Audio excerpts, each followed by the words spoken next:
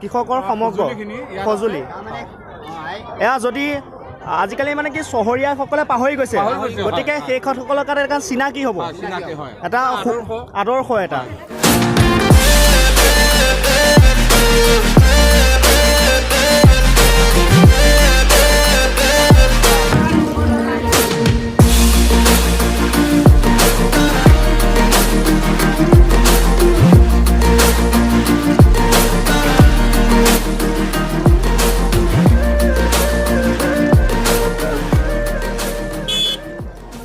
ভিডিওটো ভাল লাগিলে